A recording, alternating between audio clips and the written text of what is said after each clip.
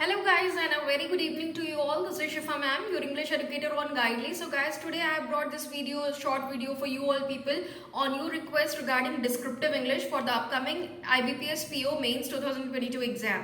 Right? तो guys जैसे कि आप लोगों का IBPS PO 2022 एग्जाम में दो इंपॉर्टेंट टॉपिक्स आते हैं, एसे राइटिंग और लेटर राइटिंग. ये दो चीजें आएंगी. हमने आप लोगों का एक क्लास में हमने आप लोगों को सैटरडे और मंडे को ऑलरेडी क्लास ली हुई है. लास्ट वीक के सैटरडे एंड मंडे आप already took class on letter writing. मैंने आप लोगों को लेटर राइटिंग में letter to the editor and simple formal letters cover कराए हैं. सैंपल लेटर्स बहुत सारे कुछ क्वेश्चन मैंने प्रैक्टिस करवाया भी था और एक आध क्वेश्चन आपको होमवर्क दिया था गाइस, तो वो वीडियो आप लोग जरूर देखिएगा. उसके अलावा guys in the upcoming days will be moving with essay writing. ठीक है, अपकमिंग वीक में, ये नेक्स्ट वीक जो आपका आ रहा है, इसमें जो कमिंग डेज में हम आपका एसे राइटिंग भी कवर करेंगे. अगर हम बात करें कुछ इंपॉर्टेंट पॉइंट्स की कि आप लिखते टाइम किन बातों का ध्यान रखेंगे, तो गाइस सबसे पहली बात तो अगर हम लेटर राइटिंग की बात करें तो लेटर राइटिंग की जो वर्ड लिमिट है आईबीपीएस पीओ मेंस के लिए वो आपकी 120 वर्ड्स की है और एसे राइटिंग की जो वर्ड लिमिट है वो 150 वर्ड्स की है. क्लियर है, बात समझ आ रही है? Word limit is this one. Number second point, जब हम बात करते हैं लेटर राइटिंग की, जब हम लेटर लिखते हैं तो हमने आपको बताया सारी चीजें हम लेफ्ट अलाइनमेंट में लिखते हैं, कुछ भी राइट साइड में नहीं लिखते हैं. और दूसरी बात ये, सबसे इंपॉर्टेंट बात ये कि कहाँ पे हम डियर सर या डियर मैम लिखते हैं, कहाँ पे रिस्पेक्टेड सर या रिस्पेक्टेड मैम लिखते हैं. सो इनमें डिफरेंस क्या है? इसमें डिफरेंस हमने आपको सैटरडे वाली क्लास में भी बताया था कि गाइस डियर सर या डियर मैम वहां पे लिखते हैं जब हम बात किसी भी स्पेसिफिक पर्सन की कर रहे होते हैं जो कि हमारे ऑफिस में या एज अ कलीग काम कर रहा होता है. ठीक है, जैसे कि आप अपने बॉस को लेटर लिख रहे हैं किसी बारे में, तो वहां पे या फिर ईमेल लिख रहे हैं तो वहां पे आप उनको डियर सर या डियर मैम लिखेंगे. अगर वो कोई फीमेल है तो डियर मैम, अगर सर है तो डियर सर. और अगर आपको कंफर्म नहीं, सपोज आपको सेक्स कंफर्म नहीं है कि वो पर्सन जिसको हम लेटर लिख रहे हैं वो मेल है या फीमेल है, so in that condition guys you should write both. आपको दोनों लिखना है, डियर सर ऑब्लिक मैम करके आप लिखोगे. ठीक है, ये बात है. और कहां पे रिस्पेक्टेड लिखेंगे? तो रिस्पेक्टेड गाइस हम जब बात करते हैं whenever we speak of writing the letter to higher dignified officials, जब भी हम हायर डिग्निफाइड ऑफिशियल्स को लेटर लिखते हैं,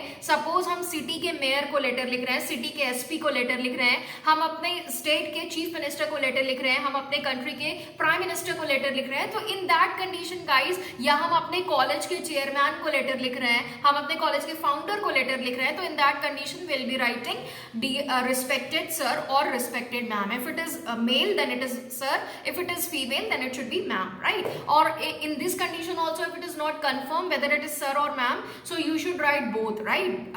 Respected sir oblique ma'am, this should be the condition. इसके अलावा बात आती है कुछ स्टार्टिंग लाइंस की लेटर की, तो हमने लेटर की स्टार्टिंग लाइंस भी कुछ आपको बताई थी. जैसे कि आप लेटर को स्टार्ट कर सकते हो, this is to inform you that, या it's my pleasure to inform you that, या फिर आप लिख सकते हो I would like to inform you that. Right, इस तरह से आप लेटर की स्टार्टिंग लाइंस लिख सकते हैं. लास्ट में लेटर की क्लोजिंग लाइन क्या होती है? लेटर को क्लोज आप कर सकते हो इस लाइन से, आप बोल सकते हो with apology for troubling you and thanking you in anticipation. Right, उसके बाद ये क्लोजिंग लाइन हो गई. ठीक है, अब थैंकिंग यू अलग से नहीं लिखेंगे क्योंकि इसी लाइन में हमने थैंकिंग यू ऑलरेडी इंक्लूड कर दिया है. और अगर आप थैंकिंग यू यहाँ पे इंक्लूड नहीं करते हो इस लाइन में, तो फिर आप अलग से थैंकिंग यू लिखेंगे लेटर क्लोज करने के बाद. और फिर थैंकिंग यू लिखने के बाद आप क्या लिखोगे? उसके बाद लास्ट में लिखोगे योर सिंसियरली.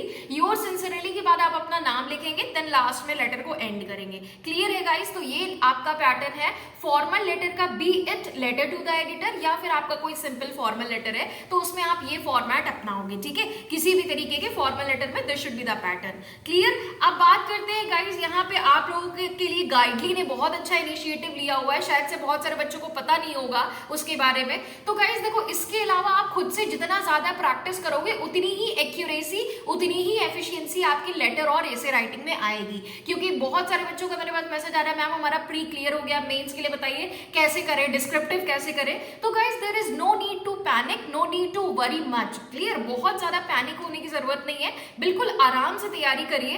24-25 तारीख को आप लोगों का एग्जाम है, अभी आप लोगों के पास अच्छा टाइम है, ठीक है? अभी आप लोगों के पास 22 डेज का टाइम है। इस 22 डेज में बिल्कुल अच्छे से उसको यूटिलाइज करो। इंग्लिश का सेक्शनल मॉक दो, हमने बार बार आपको बोला है। अब मेंस आ गया है, तो मेंस के लिए गाइडली से इंग्लिश के सेक्शनल मॉक 30 क्वेश्चन जरूर दीजिए। उसके अलावा डिस्क्रिप्टिव के लिए प्रैक्टिस करिए, और डिस्क्रिप्टिव की प्रैक्टिस के लिए देखो गाइडली भी बहुत अच्छा आपके लिए लेकर आया है, यूनिक पैकेज लेकर आया है डिस्क्रिप्टिव राइटिंग के लिए, जहां पे आप लोगों को स्कोर्स के बेसिस पे, आपकी परफॉर्मेंस के बेसिस पे स्कोर दिए जा रहा है। जब आप डिस्क्रिप्टिव गाइडली के उसमें देखोगे, डिस्क्रिप्टिव टेस्ट का भी अभी नया पैकेज लॉन्च किया है, तो इसमें जब आप वो टेस्ट दोगे ना, एक लेटर राइटिंग, एक ऐसे राइटिंग, हर सेट में एक लेटर राइटिंग मिलेगा, एक ऐसे राइटिंग मिलेगा आपको, एक फॉर्मल लेटर और एक ऐसे राइटिंग। डिस्क्रिप्टिव का जो सेट गाइडली ने दिया है, उसमें गाइस जब आप वो टेस्ट सबमिट करोगे गाइडली में, तो उसके आपको आपकी परफॉर्मेंस के बेसिस पे स्कोर शो करेगा।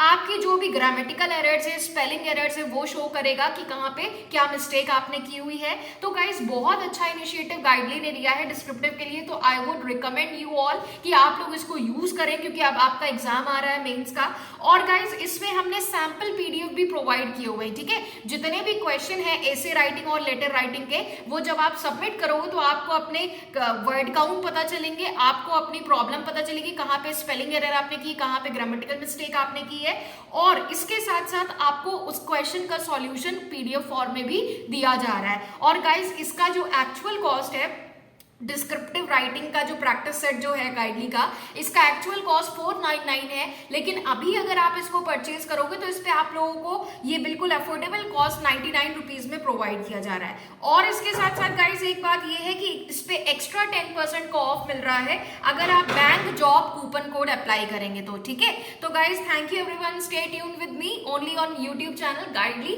डेली मेरे साथ इंग्लिश क्लासेस में जुड़े रहिए। Thank you everyone, stay safe.